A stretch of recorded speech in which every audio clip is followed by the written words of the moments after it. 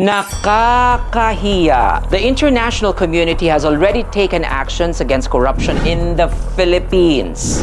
South Korea, through President Lee Jae-myung, publicly announced the suspension of a 700 billion won loan, around 28.8 billion pesos, citing risks of mismanagement and corruption.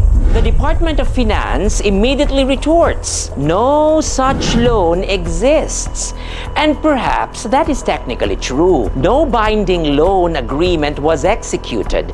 No disbursement occurred. No contractual right had vested in favor of the Philippines. Under international finance law, an ODA facility like the Economic Development Cooperation Fund only ripens into enforceable obligations once the loan agreements are signed and conditions precedent are met. Kaya nga legally, wala tayong ikakaso dito.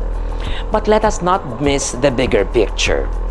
The fact that the president of South Korea felt compelled to announce publicly that their taxpayers' money must be shielded from corruption in the Philippines is already damning. Even if the Department of Finance is right that no such a loan exists, what does exist is a perception, a presumption, almost a verdict that projects in our country cannot be trusted to be free of collusion and waste.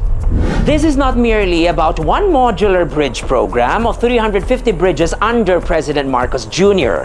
or the Department of Agriculture's 27.7 billion plan for 300 bridges between 2026 to 2029. It is about credibility. Kung dati ang tanong ng international partners ay, how much are you borrowing? Ngayon, ang tanong na ay, can you be trusted? Legally, South Korea was within its right. A sovereign leader is never obligated to proceed with an ODA package absent perfected agreements. Under the United Nations Convention Against Corruption, donor countries in fact have a duty to ensure their resources are not laundered through corrupt systems. Thus, whether the loan was real, imminent, or only prospective, the chilling effect is the same. Our reputation as a borrower is collapsing. Nakakahiya because while our government insists that no loan exists, the deeper truth is harder to deny.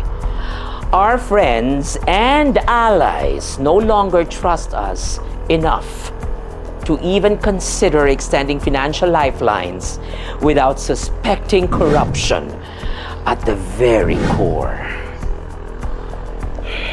Another day, another Regal POV.